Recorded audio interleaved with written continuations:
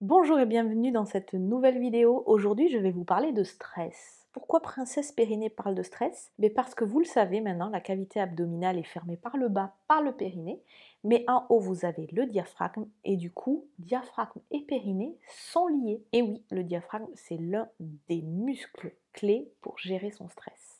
Allez, je vous en dis un peu plus. Alors le stress, c'est quoi? Ça peut être plusieurs choses et se manifester de 1000 façons différentes. Ce qui est sûr, c'est que quand vous recevez une information, parce que vous devez réagir à un stress, c'est plutôt quelque chose comme, la peur, comme une émotion comme la peur, elle va très vite dans votre cerveau, j'entends, et ça crée la libération de plein d'hormones dans votre corps qui vous fait réagir au stress. On est tendu, on respire vite, on est réactif. C'est plutôt une bonne chose. Quand la peur est justifiée, vous avez peur d'être en retard le matin parce que vous avez un rendez-vous, il y a plein de choses qui se mettent en route dans votre corps, vous êtes pressé, vous vous préparez vite, vous essayez d'être efficace. Tant que vous avez les idées claires et que vous arrivez à l'heure à votre rendez-vous, c'est bien. Mais il va y avoir une partie des gens qui vont au contraire mal gérer ce stress et qui vont du coup faire n'importe quoi, oublier la moitié des informations, se mettre 3 fois plus en retard au rendez-vous parce que, ils vont se tromper de chemin parce qu'ils n'auraient pas les idées claires, et cetera. La première des choses à faire, c'est se connaître. Comment vous réagissez au stress? Est-ce que c'est plutôt un stress qui vous rend meilleur? Vous êtes un petit peu sous adrénaline et du coup vous réfléchissez mieux, vous êtes plus alerte, vous êtes plus réactif?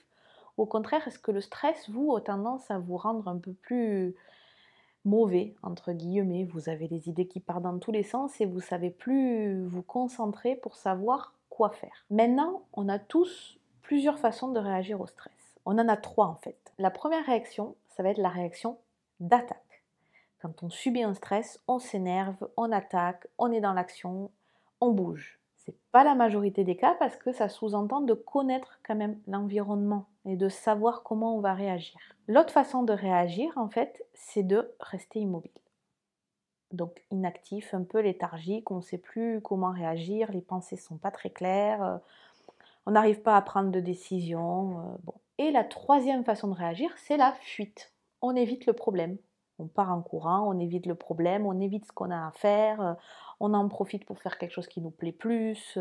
Ça, c'est les trois grandes façons de réagir au stress. Soit vous êtes quelqu'un qui réagissait plus d'une façon que de l'autre, soit en fonction du stress, c'est-à-dire est-ce que c'est du stress au travail, est-ce que c'est du stress émotionnel, est-ce que c'est du stress ponctuel, vous n'allez pas réagir de la même façon. Donc une fois que vous savez si le stress est plutôt positif ou négatif pour vous, que vous savez la façon dont vous réagissez au stress, vous pouvez déjà vous en servir comme un allié. Et la suite, c'est de savoir comment abaisser ce niveau de stress.